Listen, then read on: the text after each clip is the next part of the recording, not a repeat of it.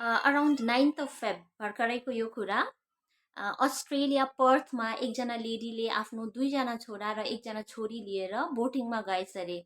त्यसै पनि उहाँको मान्छेहरू अलिक एडभेन्चरस हुन्छ है। सो आफ्नो नानीहरूलाई एक्सपिरियन्स गराउनु, एक्सप्लोर गर्नु, आउटिङको लागि सायद लानुभएको थियो। र उनीहरूको चाहिँ लक चाहिँ त्यो दिन सायद त्यति राम्रो थिएन। एकदमै जोडको हावा चलेर चाहिँ उनीहरूको बोटलाई चाहिँ किनारापट्टि आउनु नदिएर हावाले बगाएर ओसनपट्टि लगेछ अरे, निकै टाढो है। अनि अतालिरहेको बेलामा उसको एकजना छोरा जसको नाम चाहिँ अस्टिन थियो, 13 वर्षको नानी चाहिँ बोटबाट जम्प गरेर चाहिँ शोरपट्टि किनारापट्टि स्विम गर्दै गयो अरे है।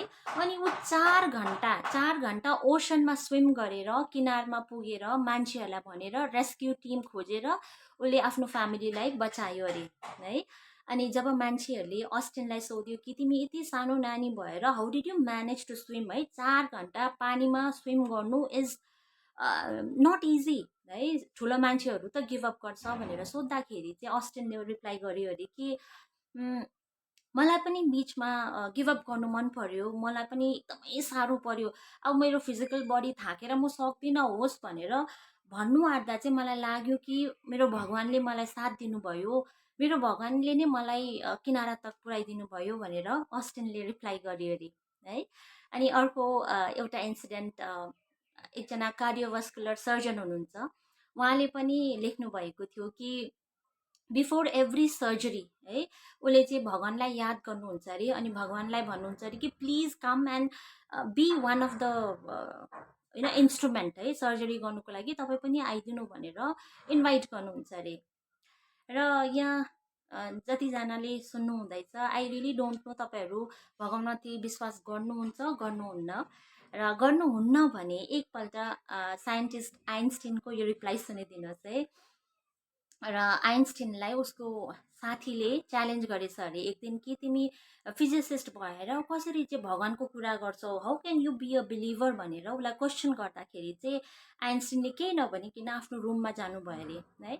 अनि रुममा गएर चाहिँ सोलर सिस्टमको एउटा राम्रो मोडल तयारी गरेछ अरे।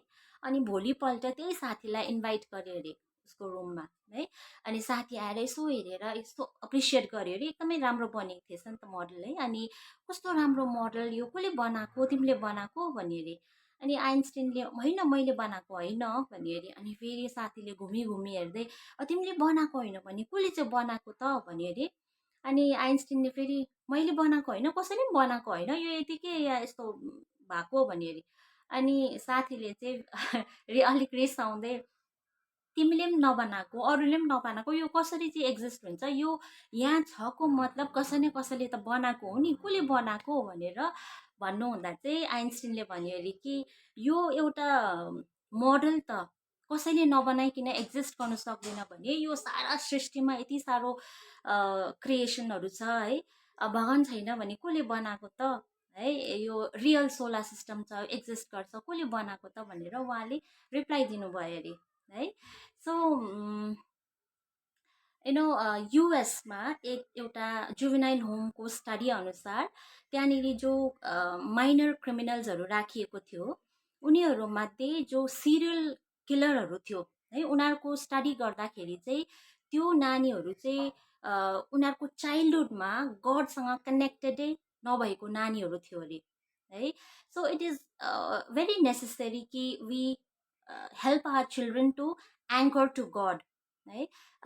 तपाईँ मात्रै विश्वासी भएर भएन, it I'm not talking about एउटा religion, be it Hindu Muslim Sikh इसाई जो पनि जुनै रिलिजन फलो गर्नुहुन्छ, तपाईँ साथसाथै नानीहरूलाई पनि सिकाउनु एकदमै जरुरी रहेछ है।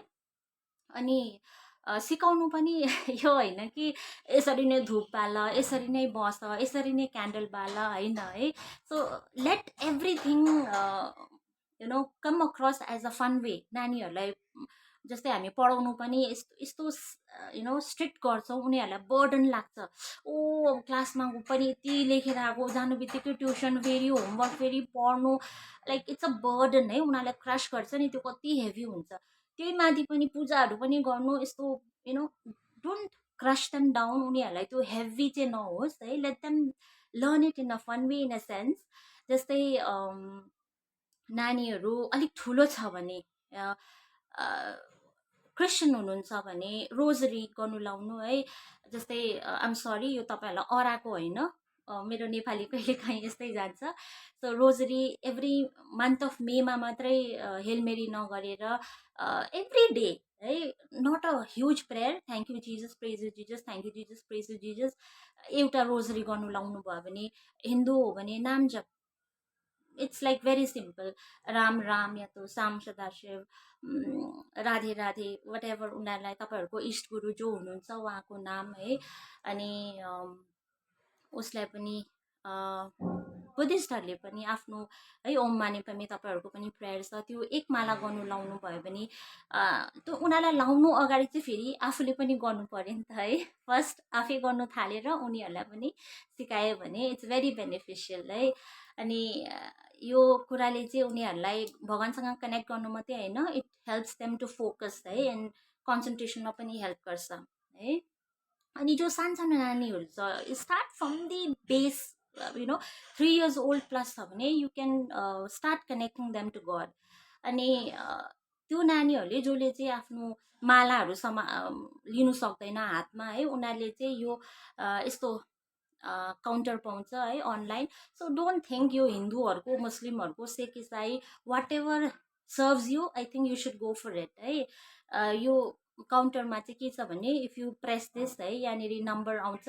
सो यु क्यान टेल तिम्रो नानीलाई कि केही गर्नु अगाडि है, अब स्टोरी टाइम छ या तो के उसको ह्याप्पी टाइमको अगाडि चाहिँ लु बिफोर डुइङ दिस 10पल्ट तिमी भगवानको नाम लियो न, just tell thank you Jesus, praise you Jesus, और जस्तै राधा राधा और राम राम और ओम मनी पेमे वाट एभर है, 10पल्ट गर्नु लाग्यो अनि भयो, डु द्याट। भोलि +1 11 +2 त्यसरी एड गर्दै गर्दै you can help them get into this habit है। एन्ड वान्स उनीहरूले 30 days 40 days 90 days गरेपछि आफ्टर 90 days त automatically it will be a new habit in them है। सो नानीहरूलाई हामी चाहिँ जहिले पनि you know we try to mould them into what we feel like यसो गर उसो गर, जे पनि सिकाउँछौँ नि त है। हाम्रो चाहिँ यु नो अहिले कोचिङमा सबसे ठुलो च्यालेन्ज चाहिँ जब मान्छेहरू आउँछ, फर्स्ट एन्ड फरमोस्ट थिङ चाहिँ हामीले चाहिँ उनीहरूको कन्डिसनिङ हटाउनु एकदमै साह्रो पर्छ।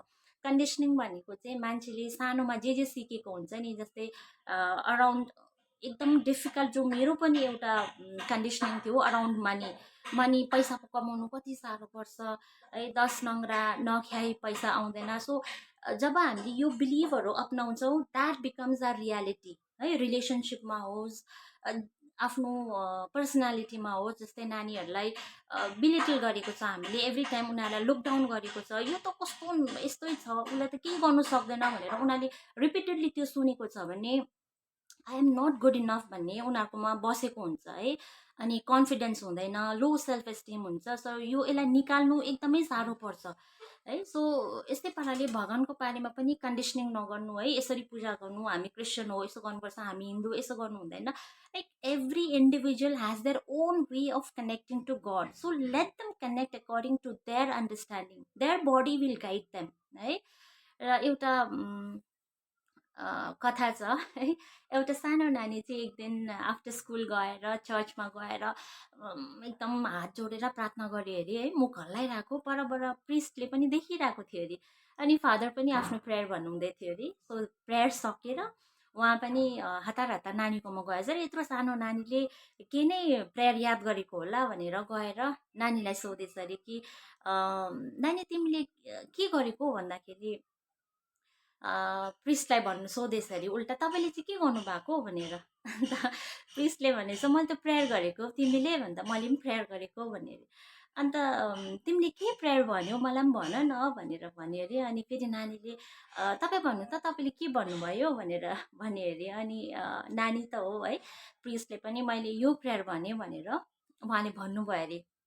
अनि नानीले मैले त एबिसिडी भने मलाई त्यही आउँछ भन्यो अरे। अनि प्रिस्टले भन्यो अरे एबिसिडी भनेर पनि हुन्छ त, त्यो प्रेयर हो भनेर भन्दाखेरि नानीले भन्यो अरे कि तपाईँले जे वर्ड भन्नुभयो त्यो एभ्री वर्ड पनि यही लेटर्सले नै बनिएको है, अल्फाबेट A to Z यो लेटर्सले नै बनिएको। अनि मैले पनि त्यही भनेको, तपाईँले चाहिँ लेटर्सलाई मिलाएर भन्नुभयो, मैले चाहिँ ABCD भने, अनि भगवान्लाई लेटर्स आफ्नै हिसाबले मिलाउनुहोस् है भनेर भने अरे।